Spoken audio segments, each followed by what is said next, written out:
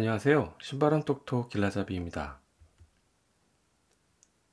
둔촌주공 재건축이 4월 16일 총회에서 끝내 공사비 증액 계약을 취소하는 결정을 내렸다는 소식은 들으셨죠?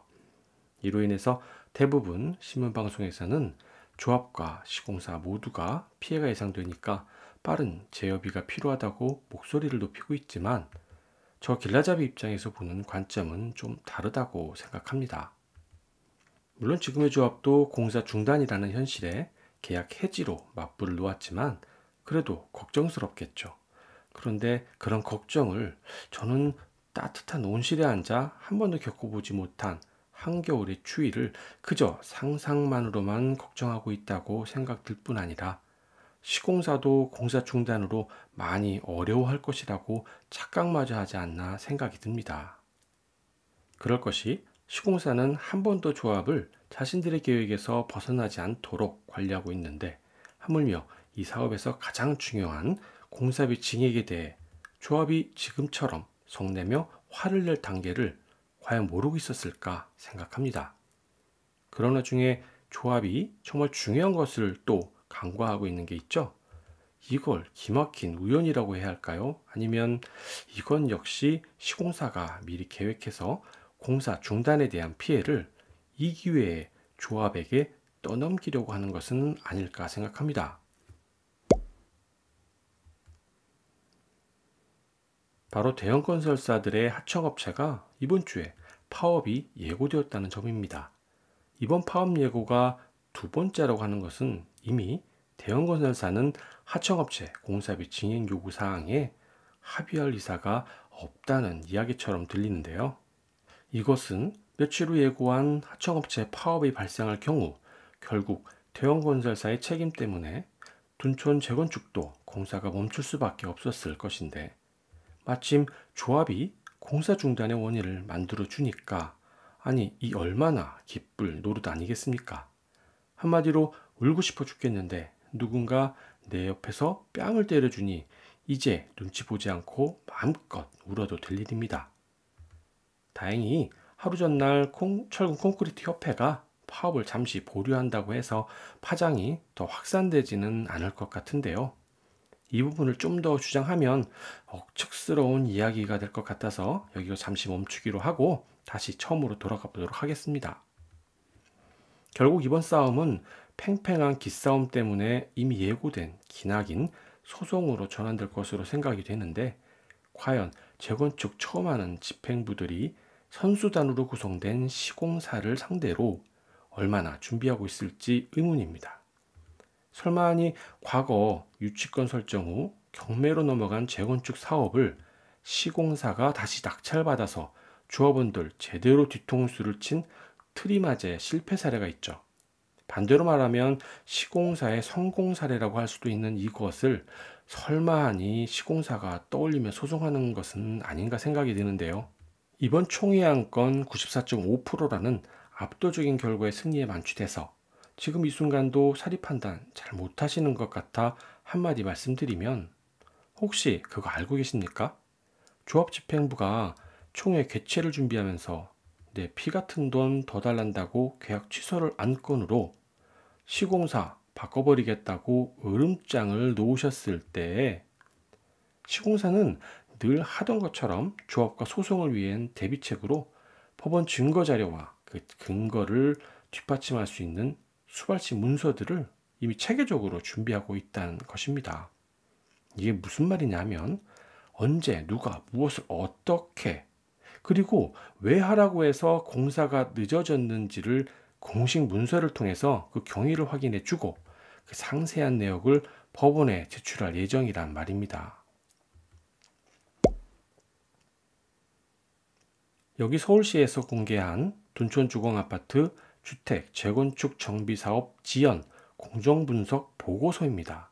무슨 내용인가 하면 여기 보시는 것처럼 시공사업단 책임 없는 사유를 중심으로 라고 해서 한마디로 공사가 지연된 원인은 시공사가 아니고 조합의 책임임을 이 보고서를 통해 증명한다라는 이야기입니다.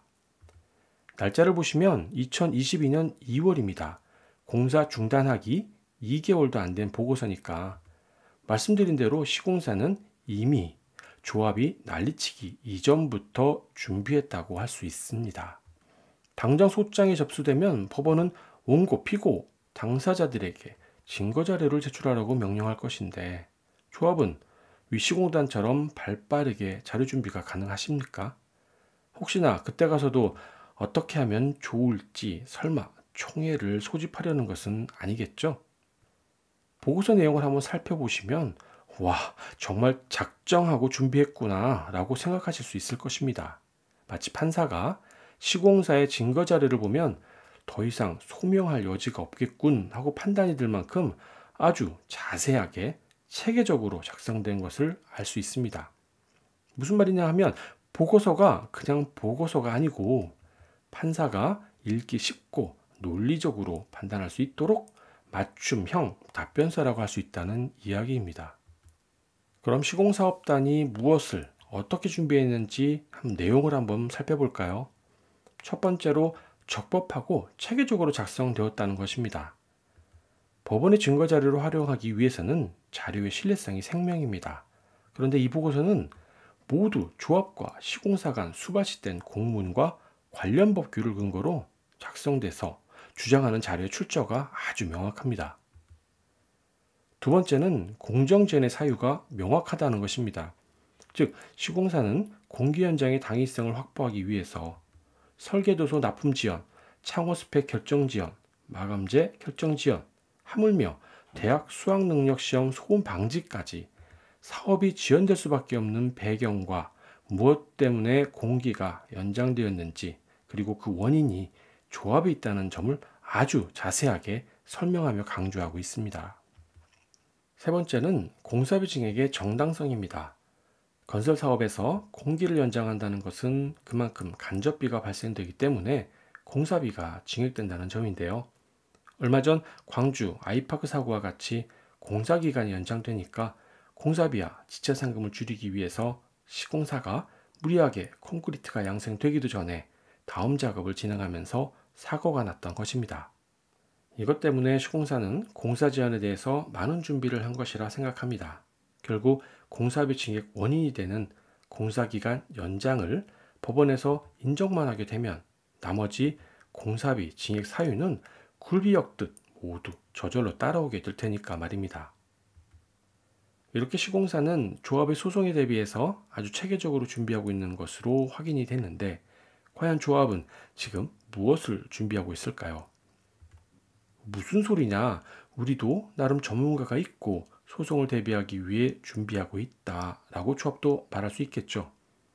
그런데 전문가라는 분들이 혹시 재건축 조합 중 건축 관련 교수님이나 또는 대기업 시공사에 근무하시는 분 또는 재건축 관련해서 수십 년을 일하다 퇴직하신 업계 종사자분들이 도움을 주고 있다고 말씀하시는 건 아니겠죠? 그렇다면 그분들 지금의 생활까지 팽개치고 직장 생활하듯 열심히 준비하고 계십니까? 아님 혹시 한쪽 발만 넣어놓고 책임 없는 자문만 하고 있지는 않으십니까? 예전 같으면 그래도 됩니다. 입만 가지고 지적질만 하면 됐으니까요. 하지만 지금은 입안의 혀처럼 움직여주는 시공사가 없기 때문에 하나부터 열까지 모든 걸 알아서 준비해야 합니다. 말씀드린 것처럼 지금은 사업이 중단되었고 이제는 소송을 준비 중인 단계로 패자가 될 경우 수십억의 보상비가 추가로 발생되는데 이기기 위해 전문적으로 최선을 다해 준비하지 않으면 이 소송의 결과는 뻔하게 되면서 좀 더 지나치게 얘기하면 성수동 트라우마제처럼 쫓겨날 수도 있다는 가정도 배제하시면 안 될 것 같습니다. 길라잡이는 조합이 선택할 수 있는 방법으로 두 가지가 있다 생각합니다. 시공사는 공개 현장에 따른 공사비 증액 사유가 조합에게 있다는 것을 입증하기 위해서 준비기관에 이미 용역을 의뢰했다고 했습니다. 조합은 이제 시공사가 주장하는 반박 자료와 이를 입증할 수 있는 증거 자료를 수집하여야만 합니다. 또한 반박만 해서는 소송을 이끌 수가 없기 때문에 조합이 그동안 주장했던 내용이 얼마나 타당하다는 것을 명확히 답변해야 할 것입니다. 하지만 그런 체계적이고 전문적인 내용을 조합 스스로가 할 수는 없겠죠. 따라서 전문기관에 의뢰하여만 할 것인데 여기서 중요한 점이 하나 있습니다. 바로 누가 잘 알고 있어서 소개해준 전문 회사나 또는 좀 더 알고 있는 교수님에게 의뢰하면 안 된다는 점입니다. 그럼 어떻게 하냐? 시공사가 했던 방법처럼 이익을 목적으로 하는 단체가 아닌 건설경제연구원과 같이 협회나 학회와 같은 비영리단체의 용역을 발주해야 합니다. 왜 그럴까요? 그 이유는 간단합니다. 바로 결과의 객관성과 신뢰성을 확보해야만 법원에서 인정하기 때문입니다.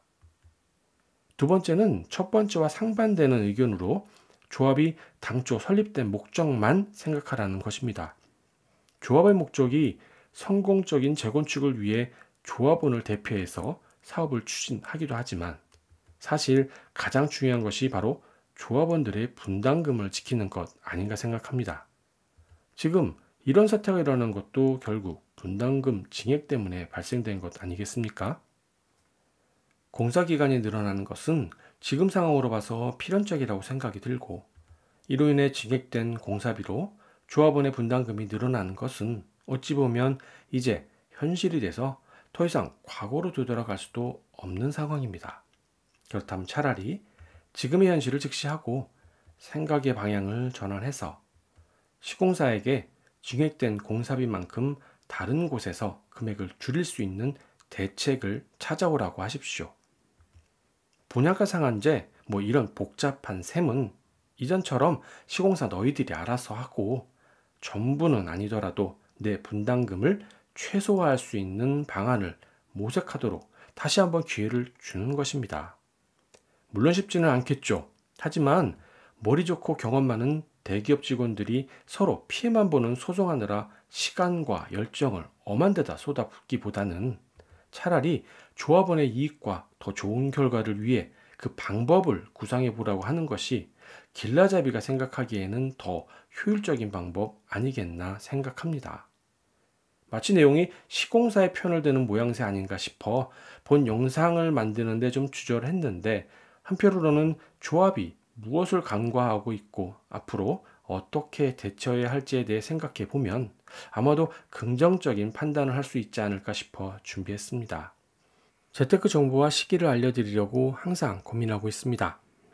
구독 버튼으로 다음에도 좋은 영상 확인하시기 바랍니다. 감사합니다.